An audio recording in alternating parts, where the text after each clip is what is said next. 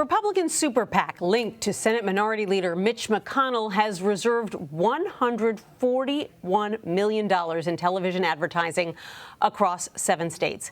The biggest investment is in Georgia, where the Senate Leadership Fund is spending $37.1 million to promote Republican candidate Herschel Walker. The announcement comes just days after Democratic incumbent Senator Raphael Warnock's team announced he had raised a whopping $13.6 million in the first quarter of the new year. That's more than double Herschel Walker's $5.5 million raised during the same period of time.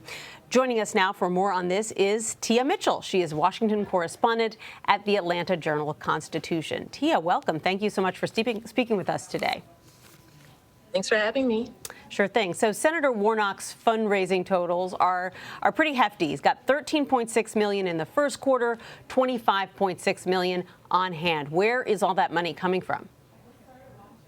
Well, that money is coming from donors who gave on average $40. I think roughly 180,000 donors. A lot of them come from, outside of Georgia. He has a national draw. He is a candidate who is raising money virtually from all 50 states. But he is someone who has been marked as the most vulnerable U.S. Senate incumbent. And I think that has Democrats willing to open up their strings to fund his reelection campaign. Right, and polls show recently that he does potentially face a stiff challenge from Republican former football great Herschel Walker, who, as we said, has raised a little over $5 million in that same time period. When you read national newspapers about this race, the big issues that are reported on are both the accusations of violence against women that have been leveled at Herschel Walker, and also accusations that he lied about his academic record. But often, local reporting about these races looks a lot different than national reporting. So what do you find are the biggest issues that are important to voters and that are getting a lot of coverage at the local level in Georgia?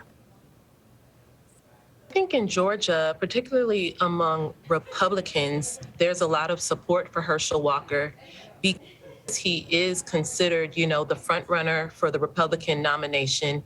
He does have former President Trump's, not just Trump's endorsement, but Trump's support. Trump has already begun campaigning in Georgia with Herschel Walker and his other endorsed candidates. And Herschel Walker, politics aside, Herschel Walker is considered a Georgia hero, Georgia born and raised, and a Georgia football hero, that led the University of Georgia to some of its heyday. And so that does carry a lot of weight. He's part of Georgia history. That being said, there is criticism, particularly from Democrats, that Herschel Walker may have Georgia history behind him, but that hasn't yet shown that he has a grasp on politics today. He doesn't have much of a platform.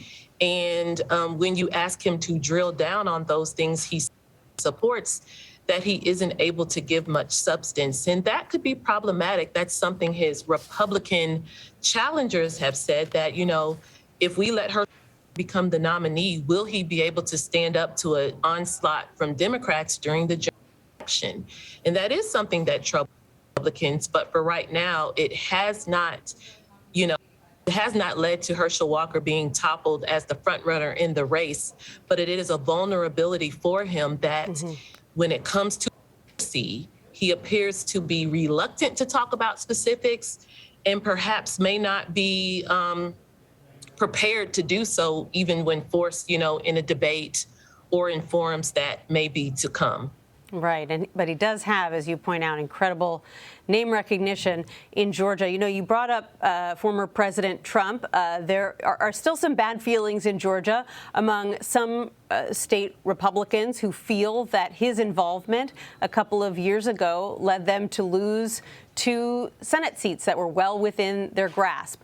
So what is his involvement in this race, some other races this time around? I know he's working, for instance, to unseat the Republican governor, Kemp, because because he stood behind Georgia's 2020 election results and didn't back President Trump until the bitter end. Yeah, so President Trump has endorsed a full slate of candidates in Georgia elections. We're talking about U.S. Senate with Herschel Walker. As you mentioned, the race, he's endorsed former Senator Perdue over Republican incumbent Governor Kemp. He's endorsed U.S. Rep. Jody Hice for Secretary of State. He's in the governor's race, and even further down the ballot, he's even endorsed Democrat Vernon Jones for a congressional race. So he's gotten pretty deep down the ballot. And again, he has started to campaign in Georgia with his slate of candidates. So President Trump has gotten very involved in Georgia politics, as you mentioned, centered largely around him continuing to say falsely that the 2020 election was stolen from him and blaming many incumbents for what he perceives as not doing enough to help him. As we know, they were doing their jobs and following the law because President Trump didn't win Georgia. But that continues to fuel his concern, his criticism of many fellow Republicans. And that has been the main litmus test to determine which candidates receive his support in 2022.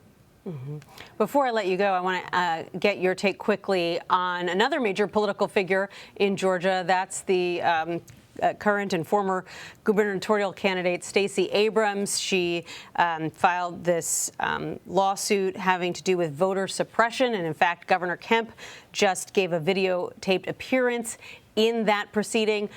Tell us where things stand right now. So the trial is now in its second week. It's, expected to be a trial that's going to last for several weeks. And it stems back to after Stacey Abrams lost the gubernatorial election in 2018.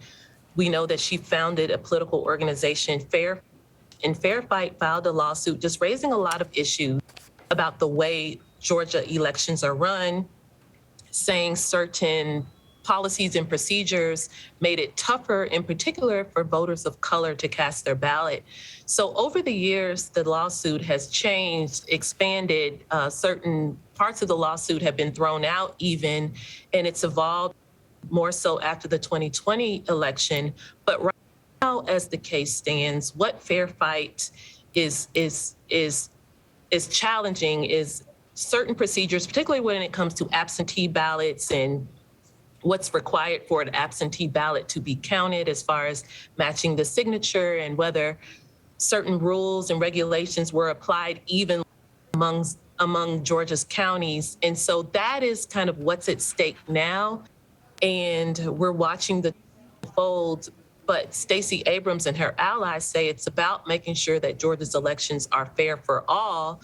Of course, Republicans who control the state and control the state elections departments, Stacey Abrams is just having sour grapes in that there's nothing wrong with the rules they have in place and that there is no, it's not inconsistent. These are just.